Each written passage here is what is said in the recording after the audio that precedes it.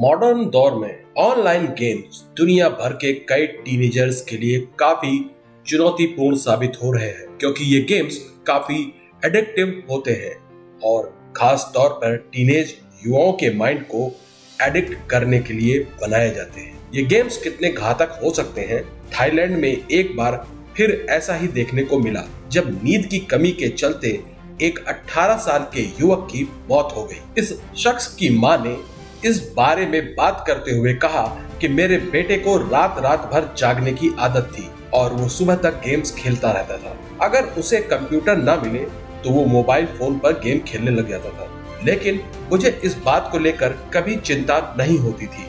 मैं निश्चिंत रहती थी कि उसे कुछ नहीं होगा। उन्होंने आगे कहा कि वो अपने बेटे के रूम के बगल वाले कमरे में सोती थी।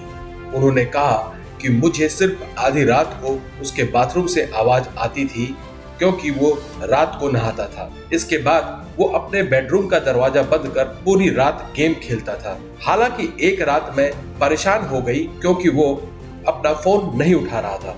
जिंग ने कहा कि वो ना फोन उठा रहा था और ना ही अपने कमरे का दरवाजा खोल रहा था। उसके बाद मैंने पड़ोसियों से मदद ली थी। हमने फिर उसके दरवाजे को खोला था।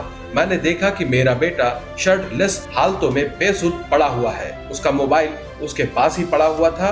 मैंने कभी नहीं सोचा था कि मेरे बेटे के गेम के चलते ऐसे हालात हो जाएंगे। इस मामले में बात करते हुए पुलिस ने कहा कि ऐसी संभावना है कि इस युवक की मौत दिल का दौरा पड़ने से हुई हो, क्योंकि ये साफ है कि ये लड़का बहुत ही कम सोता था। इसके अलावा उसे सुबह उठकर स्कूल भी जाना होता था। उसकी बॉडी को पर्याप्त रेस्ट नहीं मिल रहा था, जिसके चलते उसकी मौत हो गई। गौरतलब है कि 2 साल पहले भी थाईलैंड में एक लड़के की मौत हो गई थी क्योंकि वो पूरी रात अपने कंप्यूटर पर गेम खेल रहा था।